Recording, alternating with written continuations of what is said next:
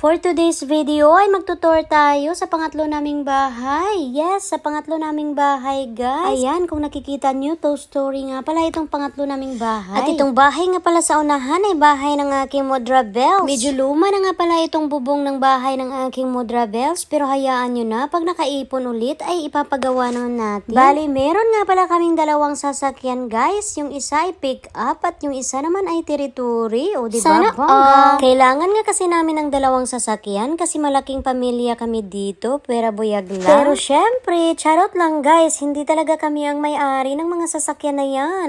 Ang may-ari nitong sasakyan sa labas ay yung sister ko at ito namang sa loob ay yung brother ko.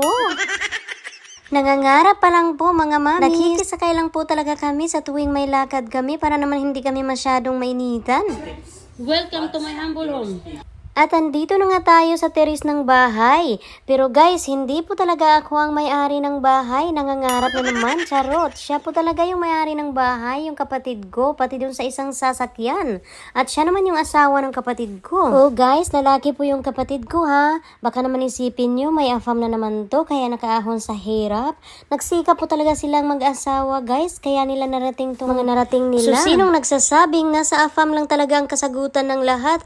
Ay naku guys, kahit naman hindi tayo afam, kapag talagang nagsikap tayo, ay makakamit naman natin yung ating mga pangarap sa buhay. So, andito na nga pala tayo sa loob ng bahay, guys. Ito nga pala ay 2-story, may 3 rooms. Hindi ko nga lang maisi-share sa inyo kung ano ang mga sukat-sukat ng mga bawat rooms dito, kasi hindi nga naman ako updated sa pagpagawa nito. Pinagawa nga pala nila itong bahay last year, guys, 2023, kaya natapos lang din ito nung 2023, mga 7 months ata 2 or 8 months ginawa yung bahay nila. Pero nakatayo na nga pala nito yung first floor. Hindi nga lang pala napalitada kasi nga na out of budget sila.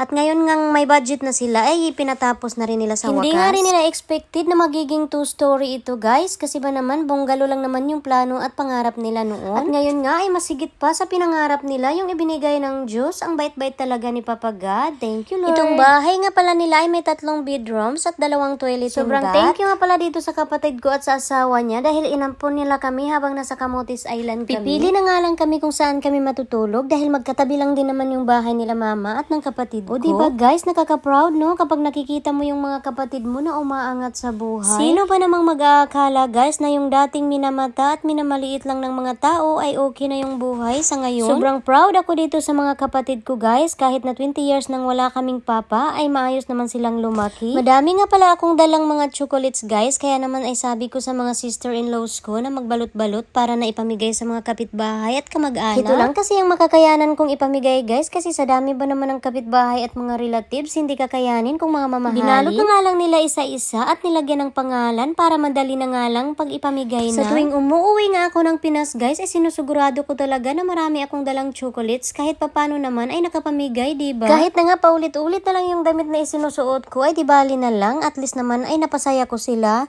Yun nga ay kung nasayahan sila. Hanggang dito na nga lang muna. Maraming salamat sa panunood. Paki-share and follow. Bye!